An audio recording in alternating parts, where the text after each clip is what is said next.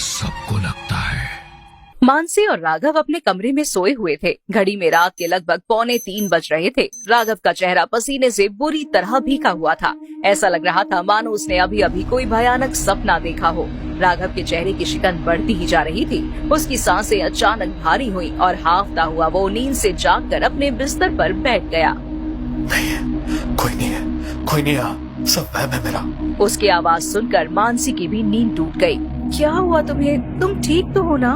मुझे बचा लो। यहाँ पर हमारे अलावा कोई नहीं है राघव, और कोई नहीं मारेगा तुम्हें। पता नहीं किस बात से तुम इतना घबरा रहे हो। देखो सब कुछ बिल्कुल ठीक है। तुम भगवान का नाम लो और सो जाओ, और मैं तो तुम्हारे पास हूँ ही ना, कुछ नहीं होने दूंगी तुम्हें। मानसी ने राघव के सर पर हाथ फेरा और उसे सुला दिया। मानसी राघव की गर्लफ्रेंड थी। 6 महीने पहले राघव और मानसी एक पार्टी में मिले, धीरे धीरे दोस्त बने और फिर उनकी दोस्ती प्यार में बदल गई। दोनों लिव इन रिलेशनशिप में रहते थे, लेकिन कुछ दिन से राघव की हालत कुछ ठीक नहीं थी। वो हमेशा घबराया रहता और अचानक नींद में हड़बड़ाकर उठ जाता।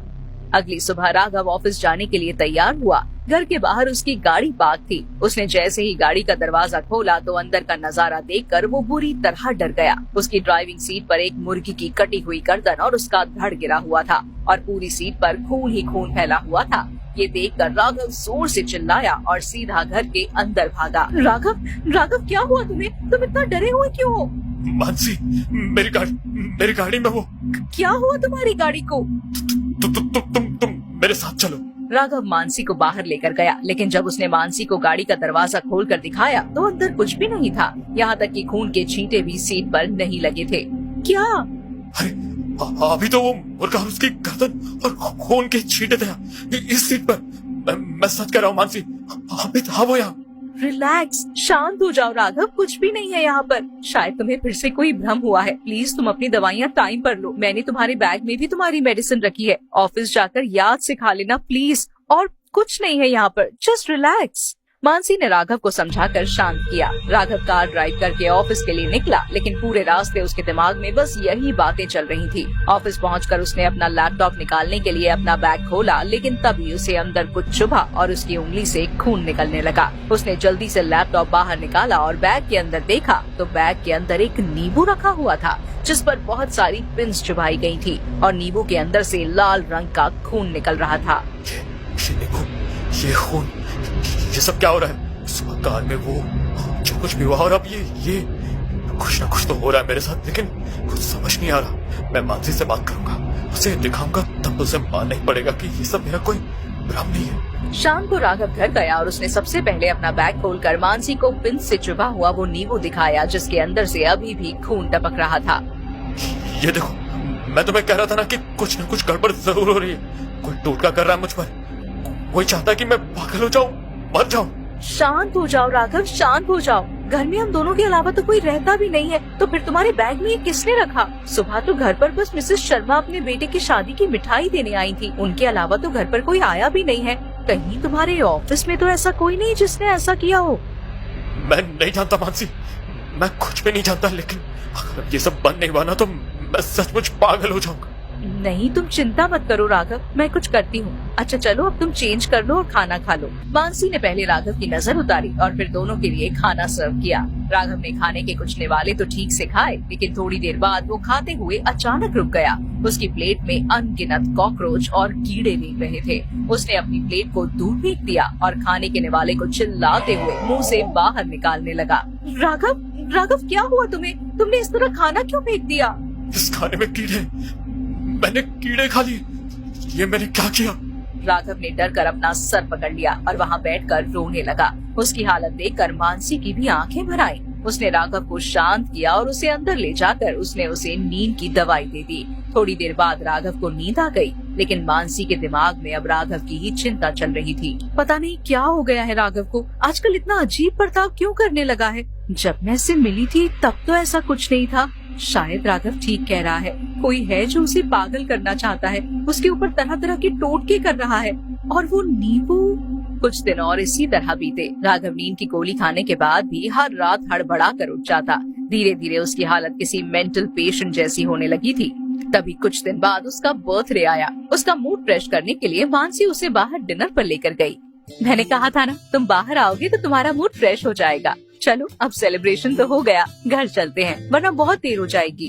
दोनों कार में बैठकर घर के लिए निकले, लेकिन राघव के चेहरे पर कोई भी खुशी नहीं थी। वो घर पहुंचे तो घर के मेन गेट पर कुछ अजीब सा सामान बिखरा हुआ था।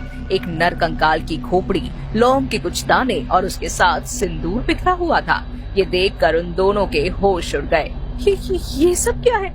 अब तो ये कुछ ज्यादा ही हो रहा है। हम कल के कल ही पंडित जी के पास जाएंगे और जो भी ये सब कर रहा है ना, मैं उसे छोड़ूंगी नहीं। राघव की आंखों में डर साफ दिखाई दे रहा था। वो इतना घबराया हुआ था कि अंदर जाने को भी तैयार नहीं था, लेकिन मानसी उसे हिम्मत देते हुए घर के अंदर लेकर गई।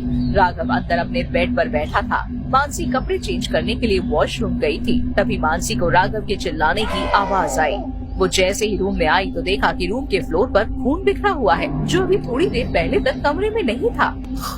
खून खून मैं आराम से यहाँ पर बैठा था मानसी, और अचानक फर्श पर खून की बूंदें हो रही। मुझे बहुत डर लग रहा है मानसी, ये सब क्या हो रहा है? तुम डरो मत राघव, कभी कभी बिल्ली घर पर आ जाती है। कितनी बार वो घर पर मरा हुआ कबूतर पकड़ के ले आती है।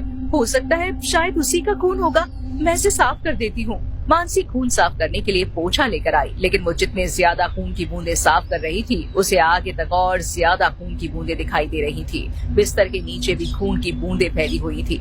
उसने जैसे ही बिस्तर के नीचे से सफाई करने के लिए पोछा आगे बढ़ाया तो कुछ नीचे गिरा। पहले तो मानसी को कुछ समझ नहीं आया, लेकिन जब उसने वो चीज बाहर निकाली तो उसे देखकर उसकी आत्मा सिहर उठी। एक काले रंग की वूडू डॉल किसी ने राघव के बिस्तर के नीचे कील से गाड़ी हुई थी और उसके भीतर अनगिनत पिन्स चुभाई गई थी।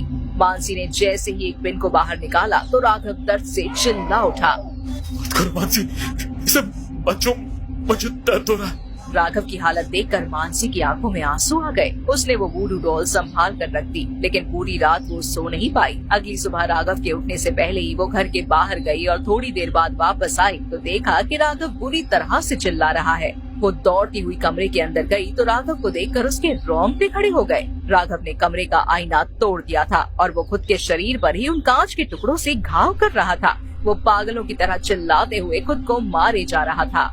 राघव ये क्या कर रहे हो तुम? ये क्या किया तुमने? मैं बस तुम्हारे लिए मंदिर से रक्षा सूत्र लेने गई थी और ये सब क्या हो गया? इस आईने के उस पार कोई खड़ा था मानसी, मुझे मारना चाहता था वो, इसलिए मैंने आईने को तोड़ दिया मैंने। राघव की हालत देखकर मानसी के आंसू रुकने का नाम नहीं ले रहे थे। उसने रोते हुए जल्दी से राघव कलाई पर सबसे पहले रक्षा सूत्र बांधा और उसके बाद उसके घावों को साफ करके उसकी बैंडेज की। अगले 2-3 दिन तक सब कुछ ठीक रहा, लेकिन चौथे दिन जैसे ही राघव ने ऑफिस जाने के लिए गेट खोला तो उसके दरवाजे पर फिर से उसे एक वूडू डॉल दिखाई दी, जिस पर उसी तरह पिन्स चुभाई गई थी और उसके चारों तरफ 4 कटे हुए नींबू बिखरे हुए थे और उनके अंदर से वैसा ही लाल खून गिर रहा था। उसी समय राघव की कलाई से उसका रक्षा सूत्र भी वहीं पर टूटकर गिर गया, लेकिन उस दिन के बाद लाख कोशिश करने के बाद भी राघव की हालत में सुधार नहीं हुआ। वो बस पागलों की तरह बैठकर अंधेरे कमरे में दीवार को घूरता रहता और मानसी जब भी उसके पास जाती तो वो उसे बड़े ही भयानक तरीके से देखता और जोर जोर से हंसने लगता। तू बचाएगी मुझे? नहीं, मुझे कोई नहीं बचा सकता। तुझे पता है, बस 3 दिन है मेरे पास, बस 3 दिन है मेरे पास, और 3 दिन के बाद मैं मर जाऊंगा। मैं ये सब नहीं संभाल सकती। मैं आज ही राघव के घर वालों को कॉल कर दूंगी। मुझे कुछ भी करके राघव को बचाना होगा। मानसी ने राघव के घर वालों को कॉल किया। वो गांव में काफी दूर रहते थे तो राघव के पास पहुंचते पहुंचते उन्हें लगभग 2 दिन लग गए। 2 दिन बाद वो घर आए तो घर की डोरबेल बजी। मानसी दरवाजा खोलने ही गई थी, तभी उसे अंदर से राघव की चीख सुनाई दी। वो सभी जल्दी से दौड़कर अंदर कमरे में गए तो राघव अंदर नहीं था, लेकिन वॉशरूम से पानी चलने की आवाज आ रही थी। उन्होंने अंदर जाकर देखा तो राघव ने अपना सर वॉश बेसिन के कांच में दे मारा था। पूरे बाथरूम में उसका खून फैला हुआ था। उन्होंने उसे जैसे तैसे करके बाहर निकाला, लेकिन जब तक वो उसे अस्पताल लेकर गए तब तक राघव अपनी आखिरी सांसें ले चुका था, लेकिन अभी भी उसके चेहरे पर एक भयानक मुस्कान थी। उसके घर वालों का रो रो कर बुरा हाल था। मानसी की आंखों में भी आंसू थे। वो ये सब कुछ सह नहीं पा रही थी कि जिस लड़के के साथ उसने शादी करने के सपने देखे थे वो इस तरह चल बसा। मानसी खुद को संभालते हुए अस्पताल से बाहर आई, लेकिन तभी उसने अपने हाथ की तरफ देखा और मुस्कुराने लगी। उसके हाथ में वही वुडू डॉल थी जिसका चेहरा बुरी तरह से खराब हो चुका था। तुझे क्या लगा मेरी बहन की जिंदगी बर्बाद करके तू आबाद हो जाएगा? प्रेग्नेंट थी वो और तूने उसे अपनाने से इनकार कर दिया। तेरी वजह से मेरी बहन को मरना पड़ा। नहीं सह पाई वो ये सब। और देख, आज मेरे हाथों तू भी मारा गया। कितना सुकून मिला है मुझे आज। मेरी बहन का बदला पूरा हुआ। अब उसकी आत्मा मुक्त हो पाएगी, लेकिन तेरी आत्मा को तो शायद मरने के बाद भी मुक्ति नहीं मिलेगी।